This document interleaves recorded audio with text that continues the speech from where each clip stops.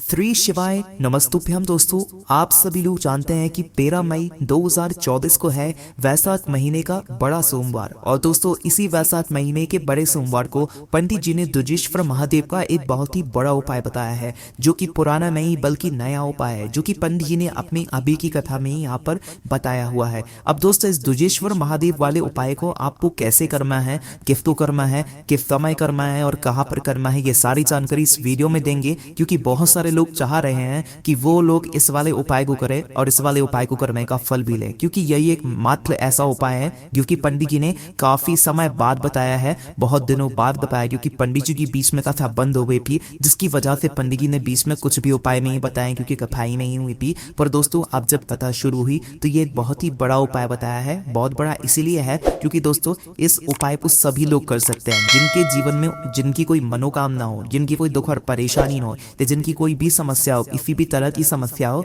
सारी प्रकार की दुख और परेशानियों के लिए आप इस दुजेश्वर महादेव वाले उपाय को कर सकते हैं। बस दोस्तों, इस उपाय को आपको अच्छे से करना पड़ेगा, सही से करना पड़ेगा और समझना पड़ेगा। तो चलिए दोस्तों, जानते हैं कि इस दुजेश्वर महादेव वाले उपाय को आपको कैसे करना है। सबसे पहली चीज दोस्तों, यह उपाय बहुत आसान है, पर दोस्तों जो उपाय इस मतलब जो व्यक्ति इस उपाय को अच्छे से सुनेगा वही इस उपाय को अच्छे से कर भी पाएगा, है ना।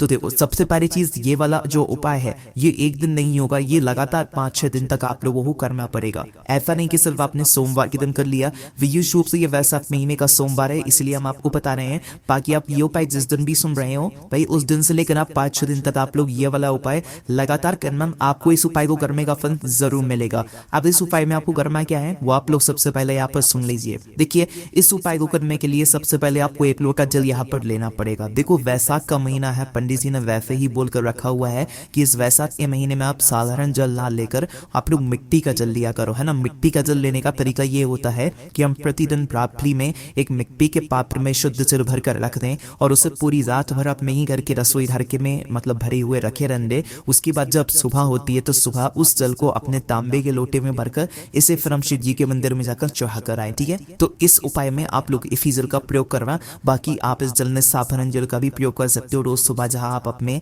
घर के परिंदे से जो पानी लेते हो वो भी ले सकते हो, कोई दिक्कत वाली बात नहीं है। बस अपना 1 लोटा जल भरकर जो है तैयार कर लेना। और दोस्तों, इस उपाय को विशेष रूप से घर की जो बड़ी माताएं बहनें होंगी, उन बड़ी माताओं बहनों में से किसी भी एक माता बहन को करना है। अगर किसी कारणवश घर में माताएं बहनें उपस्थित ना हो तो उस जगह पर फिर तो कोई बड़ा सदस्य भी इस उपाय को कर सकता है, कोई दिक्कत वाली बात नहीं है। इस उपाय को घर के सभी सदस्यों को करने की जरूरत नहीं है, इस बात का ध्यान रखना, है ना।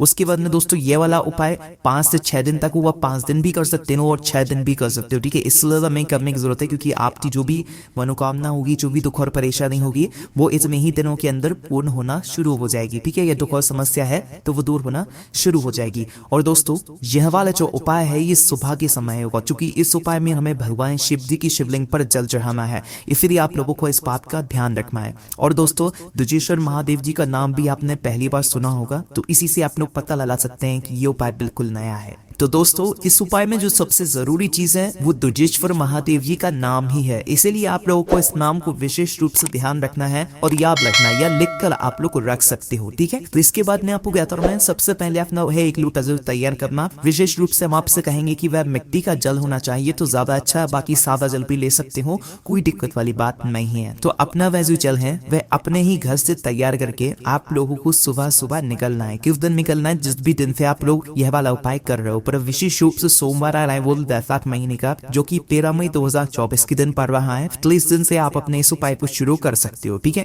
तो सबसे पहले दिन आप लोगों को सुबह सुबह उठना है, अपना जो जल है उस जल के पास में जाना है। जो जल आप लोग रात्रि में रखोगे वो अपने घर के परिंदे के पास में रखोगे, इस बात का आप ध्यान रखना। तो जैसे ही आप लोग अपने घर के परिंदे के पास में आते हो तो इसके बाद में आपको अपने जल लोटे के अंदर डाल लेना है। और डालने के बाद में क्या करना है कि इस जल को तैयार करके शुद्धता का विशेष रूप से ध्यान करके स्नान करके आप लोगों को इस 1 लोटे जल को लेकर शिव जी के मंदिर पहुंच जाना है। इसके अलावा जो भी आप पूजन सामग्री लेकर जाना चाहें वो लेकर जा सकते हैं, उसमें कोई भी अलग दिक्कत वाली बात नहीं है।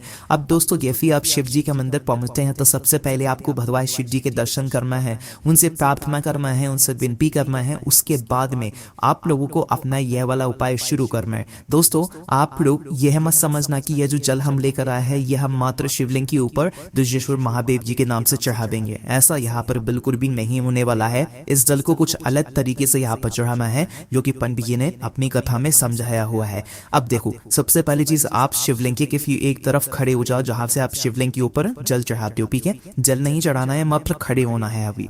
उसके बाद में दोस्तों, आप सबसे पहली चीज ये देखना कि शिवलिंग पर जब उन जल चढ़ाते हैं तो जल बहता हुआ जलधारी से नीचे गिर जाता है। तो आपको ये वाला जो जल है ये शिवलिंग के ऊपर नहीं चढ़ाना है, अभी पहले चढ़ाना शुरू कहां से करना है, जहां से जल बहता है और जलधारी से बिल्कुल नीचे गिरता है, वो जो स्थान जहां पे जल बिल्कुल नीचे गिरता है जलधारी के ऊपर। ठीक है, तो उस जगह से आप लोगों को ये वाला जल चढ़ाना शुरू करना है। समझ गए आप लोग, जहां से जल बिल्कुल जलधारी से नीचे गिरता है। ठीक है, तो उस जगह से आप लोगों को अपना रहे एक लोटे में से एक भाला से भारा बनाकर, भारा तोड़ना नहीं है, धारा बनाकर जो है जल चढ़ाना शुरू करना है। ठीक है, जल जब आप चढ़ाना शुरू करोगे तो वही आप लोगों को शिवलिंग के पूरे गोलम गोल से होते हुए एक धारा से बनाते हुए बस शिवलिंग के ऊपर आप लोगों को जल नहीं चढ़ाना है, और शिवलिंग की पूरे गोलम गोल की जलधारी को जो है आप लोगों को एक धारा से जो है जल चढ़ाकर वापस से उसी स्थान पर लाना है जहां से आपने जल को चढ़ाना शुरू किया था। ठीक है, अब दोस्तों यहाँ पर जैसे ही आप लोग जलधारी के पूरे गोलम गोल में एक बार एक धारा से जल चढ़ावे, तो देखो यहाँ पर आपको धारा नहीं तोड़नी है।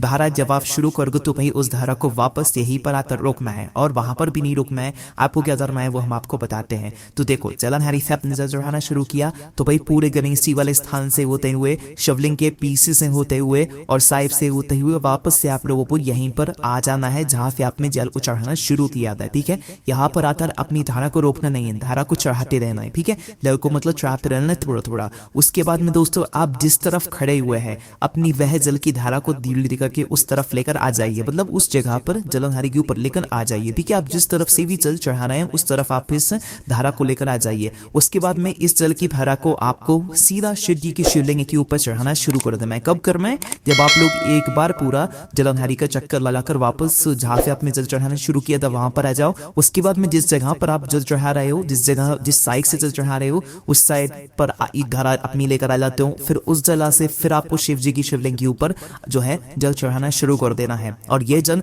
धीरे करके आपको पूरा शिव जी की शिवलिंग के ऊपर चढ़ा देना है।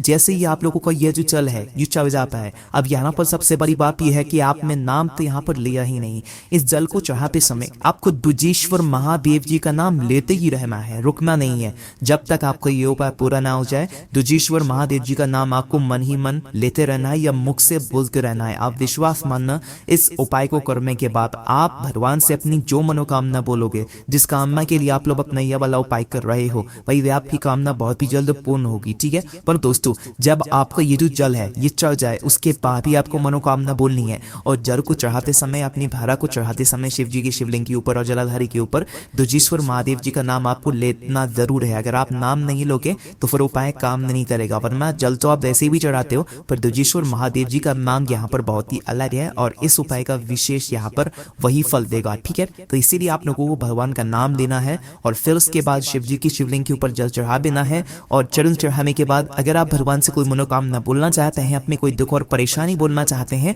तो वह बोल दीजिए। और अगर नहीं बोलना चाहते हैं, मात्र भगवान शिव जी को प्रसन्न करने के लिए आप लोग यह जल वाला उपाय कर रहे हो, दुजेश्वर महादेव जी वाला उपाय कर रहे हो, तो मात्र भगवान के सामने 2 मिनट बैठकर दुजेश्वर महादेव जी का नाम दे आप लोग जाप जरूर कर लेना। आप विश्वास मानो, आपकी जो भी मनोकामना होगी, आप भगवान से नहीं भी बोलोगे तो भी आपकी जो भी दुख और परेशानी होगी, मनोकामना होगी, वो अपने आप ही दूर होना शुरू हो जाएगी और आपके जीवन में खुशियां आना शुरू हो जाएंगी। और अगर आप लोग इस माने उपाय को अपने घर की सुख और शांति के लिए कर रहे हो तो भाई आप लोगों के घर में सुख और शांति आना भी शुरू हो जाएगी।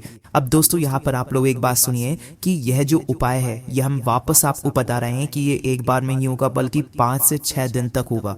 5 से 6 दिन तक सुबह के समय ही आप लोगों को यह वाला उपाय करना है, और सुबह के 10, 11, 12 बजे तक बेदना उपाय करोगे तो भी आपको उपाय का फल मिलेगा, पर इससे ज्यादा देरी मत करना है। ठीक है, बस दोस्तों यहाँ पर यह वाला उपाय पूरा हो जाता है और इस उपाय करने का जो फल है वो आपको बहुत ही जल्द मिल जाएगा, क्योंकि आप इस उपाय को वैसाख के महीने में कर रहे हो। बाकी पंडित जी ने ऐसा कुछ भी नहीं बोला है कि आपको इस उपाय को इसी दिन करना है, इसी महीने में करना है। आप इस उपाय को जब आपका मन करे जब कर सकते हो, बस 5 से 6 दिन तक आप लोगों को इस उपाय को करना है। तो दोस्तों यहाँ पर ये दुजेश्वर महादेव जी वाला उपाय पूरा हो जाता है। इस उपाय को करने में अगर आपको कोई भी दिक्कत, समस्या या परेशानी आती है तो उसे आप हमसे कमेंट करके पूछ सकते हैं। ओम नमः शिवाय, जय बोले बाबा श्री शिवाय, नमस्तुभ्यम।